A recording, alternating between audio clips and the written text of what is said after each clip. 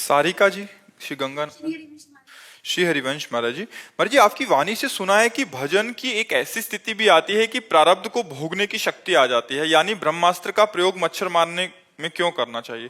लेकिन क्या एक अगर माँ की मनस्थिति ऐसी भी हो सकती है कि असाध्य रोग से उसका बच्चा पीड़ित हो और उसके कल्याण के लिए अपने भजन को समर्पित कर दे। महाराज जी, अब हमें तो ऐसा लगता है कि प्रारब्ध को मिटा पाना बहुत कठिन है। संचित कर्म को मिटाना और क्रियमाण को मिटाना ये तो संभव है, प्रारब्ध एक असंभव सा दिखाई देता है।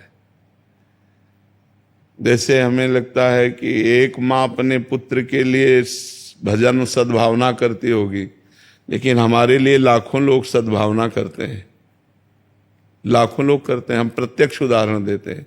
क्या ब्रजवासी, क्या संतजन, क्या भक्तजन, सब यही प्रार्थना करते हैं, आप स्वस्थ रहो और आप चिरंजीवी रहो, ऐसे ऐसे आशीर्वाद देते। पर हम क्या स्वस्थ हो गए क्या? तो महाराज जी, अगर उनकी दुआओं का और उनके प्रेम का क्या भाव हुआ? हाँ, उनका भाव प्रेम का यही है कि हमारा जो मन है वो किडनी के दुख से दुखी नहीं हो पा रहा। कि जो हमें दुख हो कि हम बीमार हैं, परेशान है, ये ऐसी बात नहीं। सबकी दुआ, सबका आशीर्वाद हमको स्वस्थ जैसा अनुभव करा रहा है। ये हम इसलिए उदाहरण दिए कि एक माँ तो केवल अपने बच्चे के लिए करेगी, पर सबका आशीर्वाद, सबका प्रेम हमको किडनी के दुख में डूबने नहीं देता। लेकिन हमारी किडनी तो सही नहीं हो रही ना, और हम भी भजन करते हैं जितना बन सकता है। तो क्या प्रारब्ध का नाश हो गया क्या?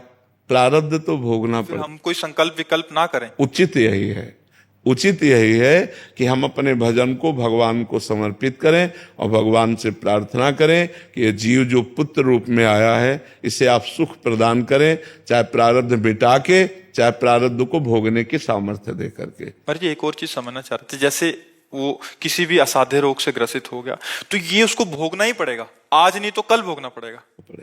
मतलब इसका कोई अन्य उपाय है नहीं? अवश्य में वो भोक्तव्यम कृतम कर्म शुभाशुभम। जो हमें दुख आ रहा है या जो भी कष्ट आ रहा है उसको भोगना ही पड़ेगा। भोगना ही पड़ेगा। उस समय आपकी मानसिकता ऐसी हो जाएगी कि आपको कोई ज्ञान नहीं रहेगा, आप उसमें डूब जाएंगे, उस दुख में दुखी हो जाएंगे। दूसरा समझाएगा तो आपको लगेगा ये सब हम समझते हैं, ये हम सब समझते हैं, लेकिन इस समय मुझे धैर्य नहीं है। जैसे मान लो एक है अपने शिष्य, और उनके एक ही पुत्र था, 20-22 वर्ष का होके पधार गया, तो ऐसे हंस के बात कर रहे थे कि श्री जी की इच्छा थी, अपनी चीज ले ली, अब जैसे रखेंगे वैसे रहेंगे। मतलब बड़ा आश्चर्य का विषय कि अकेला पुत्र और वकील हैं, सब ऐश्वर्य है, और वो भी पधार गया।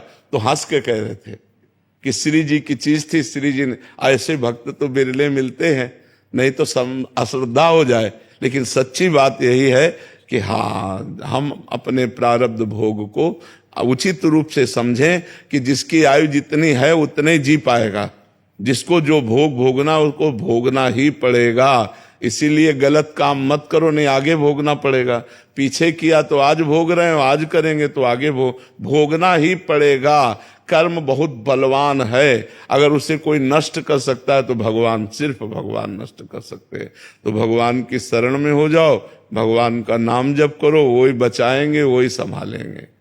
महाराज जी, तो यह स्थिति भजन से आ जाएगी कि भोगने की शक्ति आ जाएगी? हाँ, भजन से आ जाएगी। भजन में बहुत सामर्थ्य है। भजन में तो बहुत, एक संत के गंगा जी में खड़े होकर भजन करते थे तो उनके पैर में कछुआ काट लिया, तो कछुआ जहां काटा वहां सड़न पैदा हो गई। अब वो गंगा किनारे रहने वाले संत तो डॉक्टर को दिखाया नहीं, सड़न से कीड़े पड़ गए। अब पूरे पैर में कीड़े थे, वो आराम से भजन करते थे। सोचो एक चींटी काटे तो कैसा हो, और पूरे पैर में कीड़े हैं, वो आनंद। तो जब भक्तों ने देखा फिर उनकी दवा औषधि करवाई, पर वो निश्चिंत रहे। तो भजन का इतना फल है कि भारी से भारी बुरे प्रारब्ध में भी वो चैन से रहता है, वो आनंद से रहता है।